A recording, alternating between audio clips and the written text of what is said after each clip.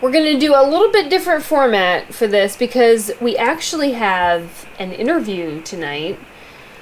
Patreon Scott, who works at Cruise America, that RV rental place, is crazy enough to come into the Fight Club cage with yours truly to talk about whether or not renting or buying an RV makes sense. But before we do that, I need to apologize for some volume issues, not because of the air conditioner, but because Hurricane Sally, or what's left of Hurricane, and there's a lot left of Hurricane Sally, is here now, so it's raining. It's very loud in an RV when it rains.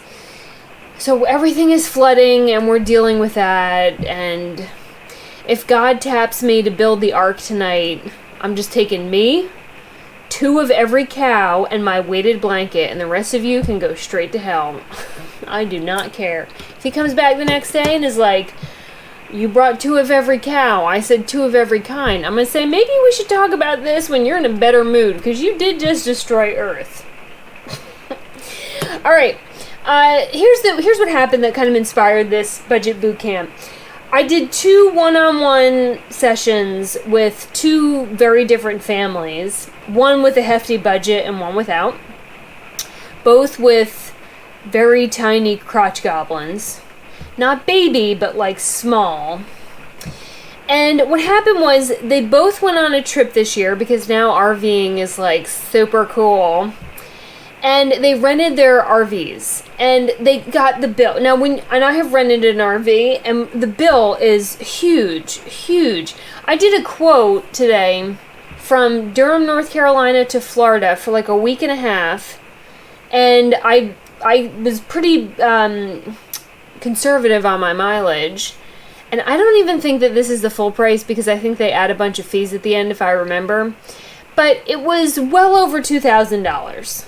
Okay, so people rent the RV and they get this huge bill, and that's not counting the spaces for you to stay in. So we'll say those are going to be from $40 to $100+ a night. And any other fees for reservations, all that. Most people are not used to filling up a gas tank that big. So the first time they go fill up their rental, they've got sticker shock. It's a very expensive trip. It's very expensive. And so you get that bill and you're looking at it and you're like, oh my gosh, like we could have gone to Europe for 2 weeks for this amount of money. And it creates this motivation that I've seen in quite a few people to just say, well, we had fun, but we're not doing that again. Like, we're just going to go buy one. And in the conversations I had with both of those families, we had to go back and forth on, okay, how many times a year are you actually going to use it? And then are you prepared, because you live in a standard brick and mortar home, for all the maintenance and storage and all that other stuff? And the families had different needs. One of them was going to use it a whole lot, so it seemed to make sense for them to own one. But they live in an HOA community. Okay, well now you can't store it on site. Well, now you're going to have to pay $300+ every month to store it off site. And so when we started adding up the costs, it was like, maybe not. And then in family B, they were planning on buying the RV and then sharing it, like buying it within the family, so different family members contribute to the fund to buy the RV. And I said, oh, no, hard stop right there. Because stuff on an RV is breaking or needs repair pretty routinely, a lot like a house. And a house that you drive 70 miles per hour down a highway and shake. And so let's just say brother A is using it and then you get it and one of the tires blows or there's a malfunction in the electrical system. Well, who's responsible for that now? Is it him because he just had it? Is it you because you currently possess it? Like, to me, that just sounds like a way to really make Christmas awful, to own that large of not an asset, a liability, within several members of the family. And then we started to go through the storage. And I said, well, how many times are you actually going to use it? And they said, well, probably on our once a year vacation. Okay, so once a year, so we're looking at spending upwards of $75,000 once a year. And then are you going to install a 30 amp or 50 amp plug to keep the batteries in top quality outside your house. Oh, we didn't know we had to do that. Okay, well, are you prepared for the sales tax bill the first time you buy it? Because it's not just the price tag. You got to pay all the insurance, which is thousands of dollars, and then you got to pay the taxes, and including that is the sales tax. Well, if you're in a state like Florida, where the sales tax is 8%, you've got a huge additional cost on top of the price, the initial price. And they said, well, we were thinking of financing it. Financing it? Okay, yeah, I can see, maybe. But here's the thing about RV financing is that unlike a house, it loses so much value almost instantly. When I looked up today some of these financing companies, they weren't offering, you could get like a 3-year or 6-year financing package, but they were offering 5% financing on 10-year financing. 15, 20, that's a mortgage. At that point, you are going to be spending way more than the value of that vehicle in interest payments. If you extend out your payment plan to 20 years, that RV is going to fall apart on you before 20 years. It will be worth absolutely nothing well before that. You are not going to get your value back out of it. So instead, you just made a loan company really wealthy off the thing that you're going to use once a year. It doesn't make any sense. These long extended financing plans are robbing you. If it's going to take you 20 years and that much interest to pay off that RV, maybe rent the RV. Okay, so these were just some of the things. And ultimately, with both families, what I said was, everyone kind of does this initially, especially because vans are cool right now. And like, well, we just want to get a small one. We just want to get a small one. I'm like, okay, well, right now your kids are this big. Next year, they're going to be this big. And then they'll be full-blown humans. So in 3 years, you will outgrow that rig. And I get it. Right now, they're small. They do nothing but like eat grass and poop and touch it, and they're manageable. But children grow so fast, and especially if you have girls that tend to be territorial, you're going to outgrow the rig. And so then what? So now you've got this thing on a 20-year loan that you're not going to get the cost back for, and 3 years has gone by and you already need something different. So this is all the kind of things that I talk to people about when we do these one-on-ones about what actually makes sense. But I've noticed that some people are just so committed that renting is a horrible idea, or they think renting is such a good idea. So we're actually going to talk to somebody who manages the rentals, and I'm going to give him a really hard time because obviously his position is going to be that rentals are great. But I think it's interesting that we'll get to talk to somebody who actually knows the behind the scenes of how this works. And I have rented with this company before, so I have my own opinions about that. But the big thing I want you to consider is that I know how huge that bill is, and honestly, for over $2,000, I would much rather go to Europe too. But the thing about that rental bill is $2,000 is very different and very far away from $75,000. You would have to stay in a lot of really high-end European hotels to get to $75,000. Think about it. All right, well, let's talk to Scott. Let's give him hell. He's such a sweet guy. Let's just give him hell anyway and see what he says. So let's just talk about the thing that everyone is going to bitch about is like, why is it so damn expensive? First of all, our product and anybody else in the rental business, it's just like a hotel, and rates go up and down based on availability, based on what's going on in town. Now, as far as the shock or surprise factor, shouldn't happen because when somebody makes a reservation, they are given the daily rate. They're given the mileage rate and all the extras. The only thing that could be off is if they think, well, I'm only going to drive 300 miles, and they drive 3,000. Then there's going to be a big difference. Most of our customers get a refund when they bring their keys back, and they didn't drive as much or whatever it might be. And of course, they get their deposit back and the mileage, the unused mileage. And that's no different than like a car rental. You know, if you anticipate your need in the front end or take care of it, then you pay the same gas prices that everybody else does. If you don't, you pay $9 a gallon and then you're pissed off in the lobby. That's exactly right. It's the hospitality industry, and if we know up front what things are going to cost, everybody's happy. If things change, then there's a surprise sometimes. People who aren't used to traveling in an RV need to account for the fact that if you're not towing a vehicle behind you, you're taking that rig everywhere you want to go. So it's the mileage to the grocery store, it's the mileage to the event that day. It is the car, it is the house, it is everything. So the mileage is, I can see where people would get tripped up on that. Where else do you see people, ending up with bigger bills that they were anticipating?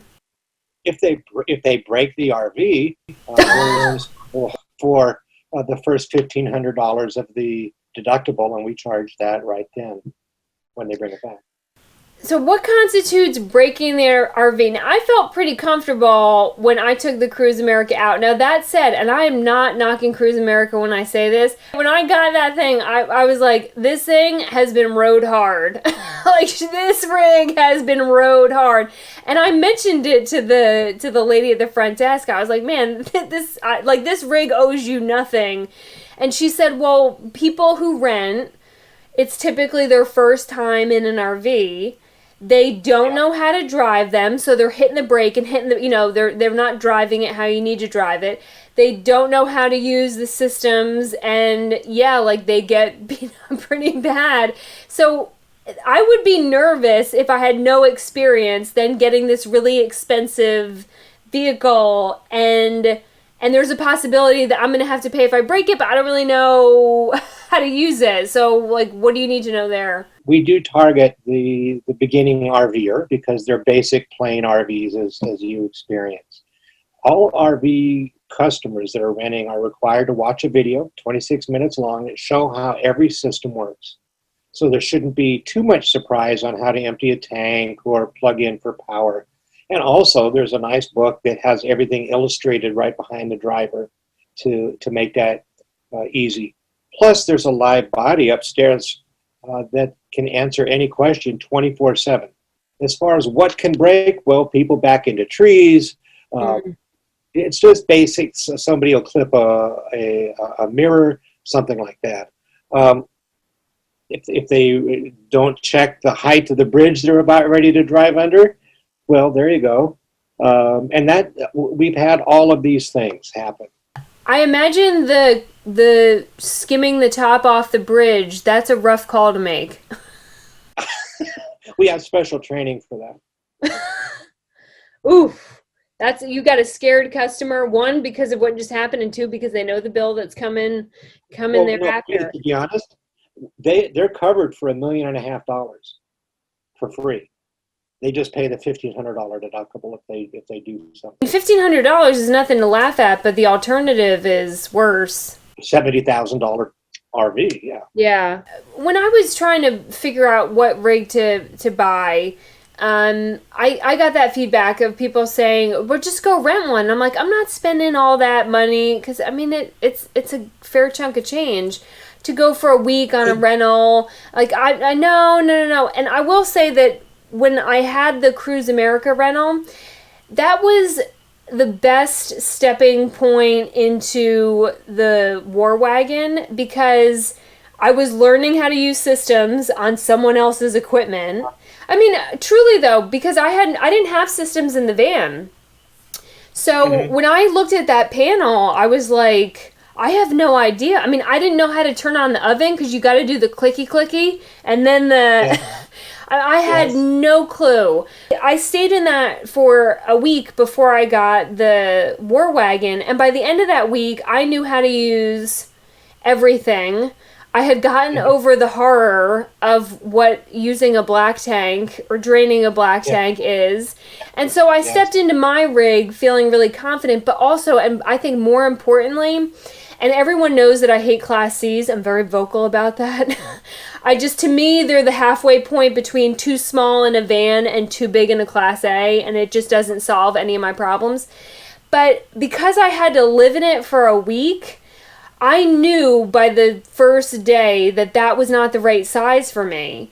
And that was the conversation I was trying to have with these families, is saying, the rentals will give you a taste of what it's like to live with your family in that size space. So do you get people who are not necessarily traveling just for fun, but like are just trying to learn about if they want to own an RV or like how to RV?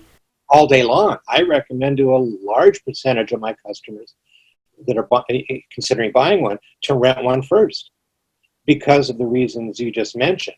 There's a benefit to them as well, which is almost everything that they spend on that rental gets credited back to them when they buy. So it's not like they're throwing money away for the rental and then, okay, now let's go buy one. We just dumped $3,000 on the rental and now I got to go buy one. Okay, I have to ask this question because I told you the one that I was in was rode hard. It was used heavily, heavily, heavily. So if I then am going to go buy a rehabbed Cruise America, like what have y'all done to it that has improved from being so rode hard? Anything that needs attention on a unit that's been retired gets it. Cosmetically, mechanically, okay? Front to back.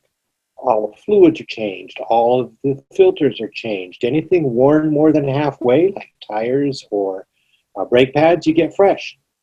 Now, that doesn't mean everybody gets brand new tires. They could have replaced them 2 months before, and they're not going to do it again, of course. Cosmetically, if there's anything inside, maybe a railing or a molding came off, they're going to fix the molding. They're going to do whatever it needs. If there's a big rip in the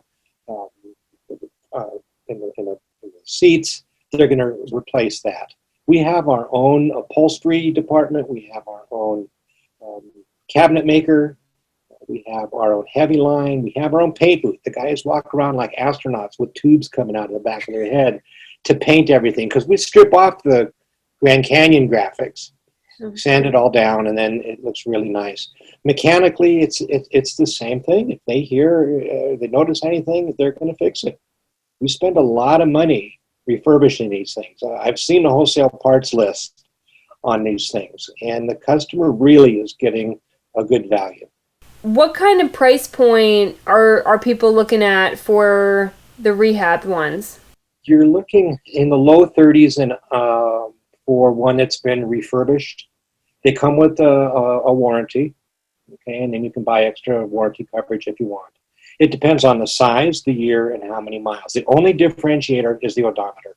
Yeah, I remember the price point being significantly lower than what you would find on the open market. I mean, a used Class C is usually going to be over 40. I mean, upwards of that. As you probably know, the RV industry has just gone bananas, and since COVID, I thought I was proud of myself until I realized it was the entire industry. But the industry has raised prices over the last few months because of supply and demand. If you wanted to buy one, I know you don't, but let's pretend you did. You gave me a deposit now, you wouldn't be able to pick it up till almost before Thanksgiving. That's how many people are ahead in line waiting for their unit to be refurbished. And it's not just us. It's all of my major competitors that are selling. Now, we only do used. We don't do new. And that's, if we talk a little bit about the buying side, I've tried to explain that to people who now feel like they spent too much on a rental and now are just hell-bent on buying. I know a lot of the owner forums that I'm a member of, like, go back before March, and people would say, like, oh, never take less than 35% off whatever they give you, and, like, that was, that's, like, the conversation that people were having. Today, pricing. Yeah, and today I tell people there is zero reason for them to give you any discount because behind you is a line out the door of people who are trying to buy that same rig. So that, like, your negotiating power is not what it once was because there's such a demand.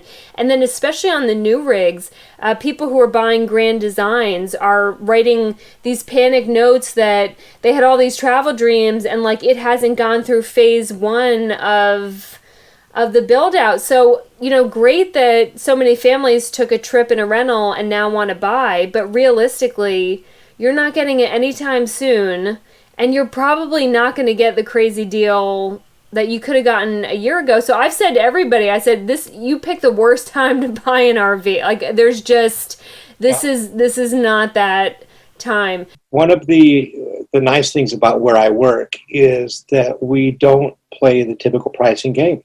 We don't negotiate on a price. It's like Hertz Rental Car. It used to be before they went bankrupt. They would sell their vehicles and they have a price in the window, and that's what you'd pay. It makes for a much smoother buying experience. We're still below NADA pricing. Customer gets a great value. And I came out of retirement to do this, and if I had to go play typical dealer pricing games, I wouldn't do it. I'd be out playing with my dog. So the problem seems to be now in the parts, not so much that that they're manufacturing and putting up brand new units. It's we're out of air conditioning shrouds. I just made that up, but if you don't have the top part to the air conditioner, you're not going to drive home. And one of the big manufacturers moved production for a lot of stuff south of the border now, so they had all this and COVID. Nobody's at work, and it's just mind-boggling. Most American families get 2 weeks vacation. If they get 3 weeks, the other week is eaten up by family visits and holidays. So your average family is looking at 2 weeks vacation. One family, they were probably going to use it once a year. The other family said they would use it a lot more, but they had very small girls, and I made the argument that those girls are going to be big girls in like 3 years. If you have children, you need to be able to see into the future and say, is this thing that you're about to spend $100,000 on going to size your family in 3 years? And little girls can be evil. They need acreage to get away from each other so they don't fight. And then we get worse as we get older. So I'm wondering, I gave them what I thought for their situations was probably the best bet. And ultimately, in the end, I said that I thought the family only could use it once a year should probably still rent. I thought that the family who would use it all the time should probably buy, but buy bigger than what they were planning on. But where do you see the cutoff point if you're trying to decide on like a break-even point of where you cross over from, does it make sense to rent or it makes more sense to buy? The average RV person, when they buy their RV, the first year, that's the most they're ever going to use it. Okay, they might drive 4,000 miles. There's an analogy to a young married couple, but we can't go there right now. Then they decline. It decreases a little bit after that. Okay, whether or not that's right for them, I can't tell you. And I think that's a good thing to remember, is that when we look at the narrative of RVs, the typical story is not we bought it and then every God blessed day we got off of work and we headed out and we did it for 5 years.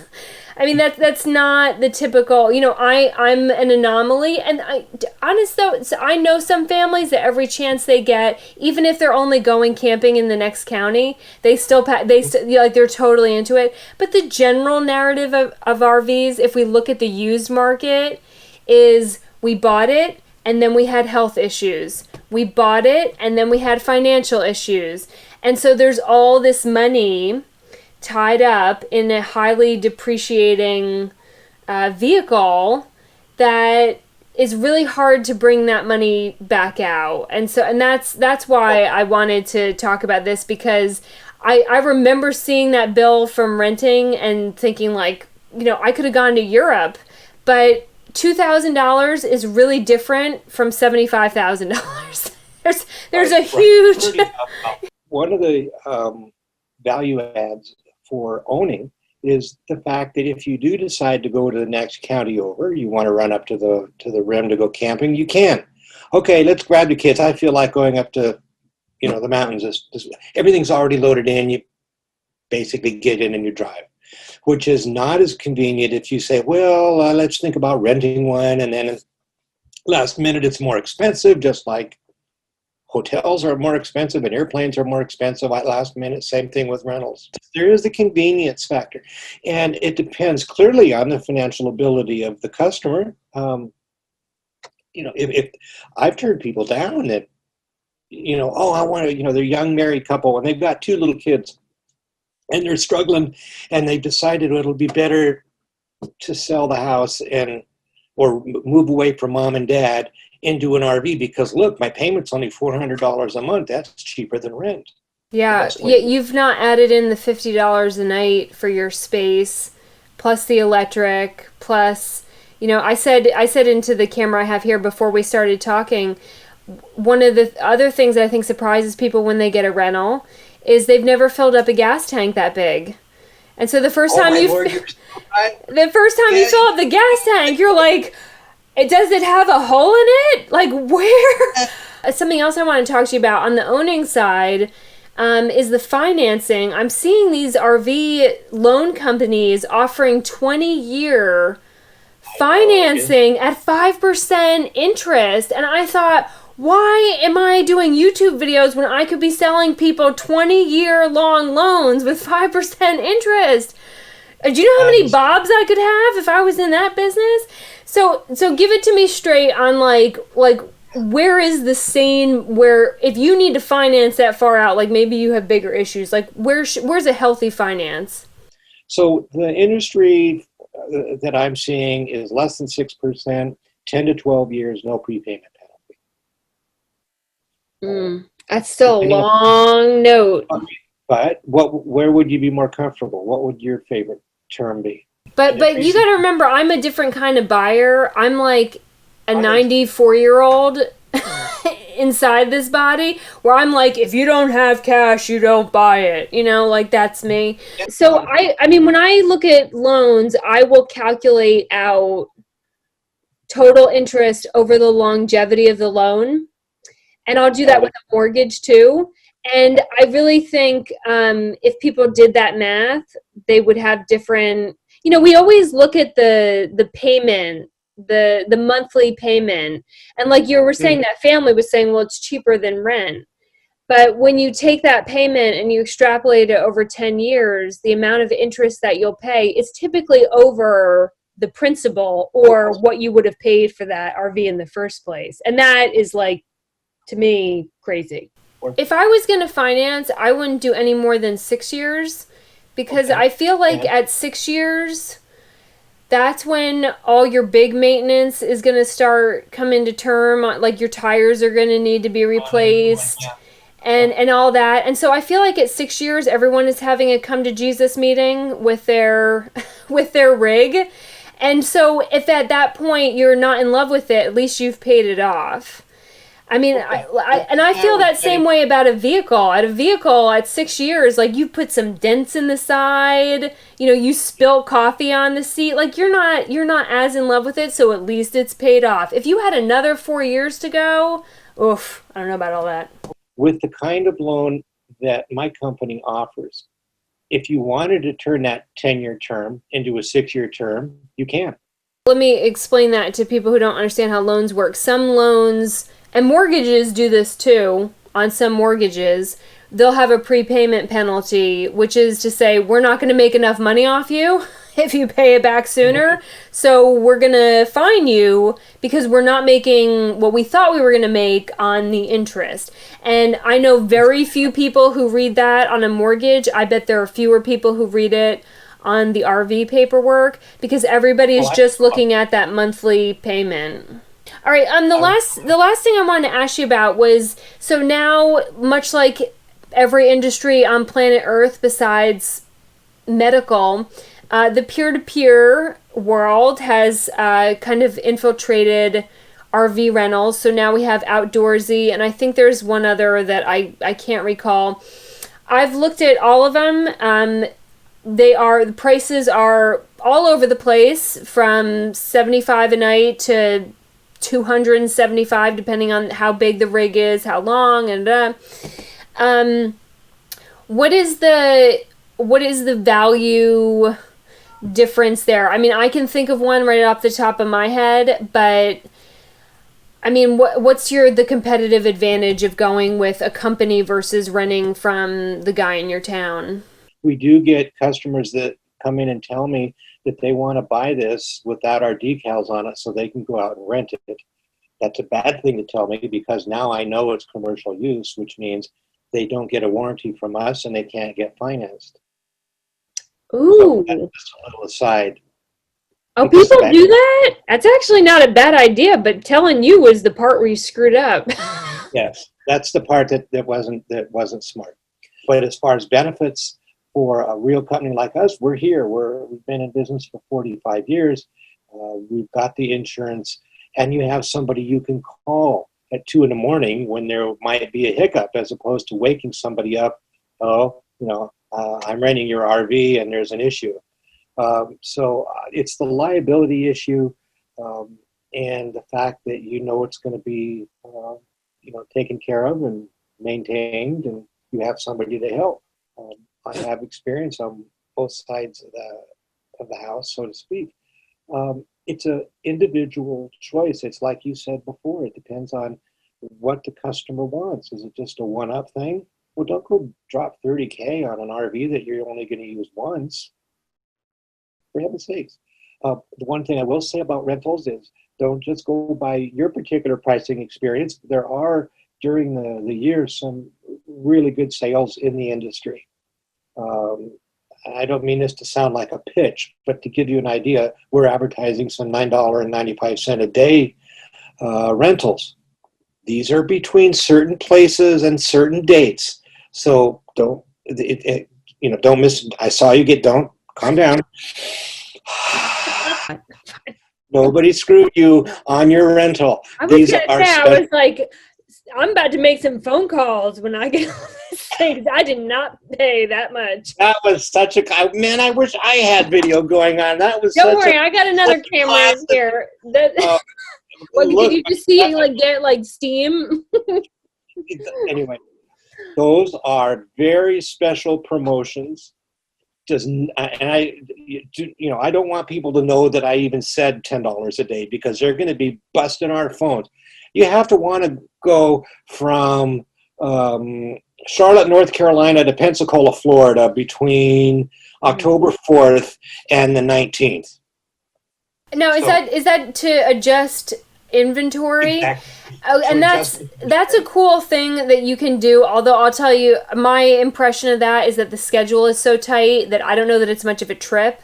And let me just explain, when RV companies and dealerships do this too, when they need to move inventory to different locations, they'll offer these specials, but like you said, it's these dates and it's this location to this location. So if you're flexible on your travel, you get a really good rate. But you are also providing a service in that you are moving that rig. So you have to honor that timeline and that destination. But I have seen that where you can get phenomenal rates to just work within that those guidelines. Well, I thought that was interesting. And I'm not trying to tell you to never buy an RV or to only rent. All I'm saying is that right now we're in a very volatile world, and financial pictures are fluctuating, and I just don't want to see you spend tens of thousands of dollars without really knowing what's ahead of you. It was not a conversation when I was buying, because it was my house. I was living out of my car.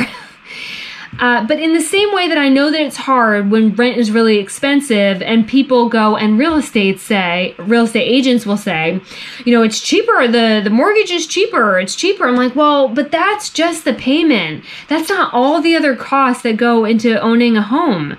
I mean, even little stuff. I had this teeny tiny apartment, and then when I bought my house, I was spending a fortune just on cleaning supplies, because now I had all this square footage, and I had to go buy a lawnmower and yard equipment, even though I never used it, and just all these other costs that you don't think about. So I know when you watch, I don't watch the van and RV channels. It's so exciting to go buy one. And I remember buying mine, and when I saw it, I couldn't wait to take it home. But I just want to make sure that you don't put a lot of money into something where you're not going to get that money back out of it. And especially if you have kids. I mean, they break their bones all the time. They got to go to college. They want to get married. I mean, it's a lot of money to tie up in an RV if you're not going to use it very frequently.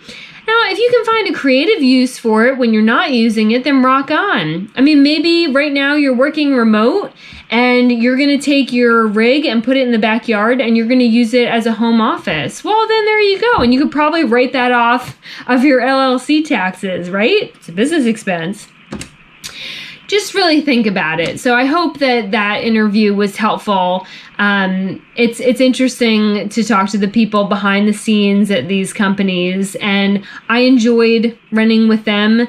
And I mean, I wouldn't swap it out, the War Wagon, for a rental, but there are some legitimate advantages of getting all your toes wet with a rental before shelling out for like the big bucks. Because you never know. You may do it a couple times and then not like it. Or you may do it a couple times and realize that this is your thing, and then, you know, you're that much further ahead when you go to make an educated purchase at the lot. So, I hope you weirdos learned something, and now I gotta go build that ark. Bye, y'all.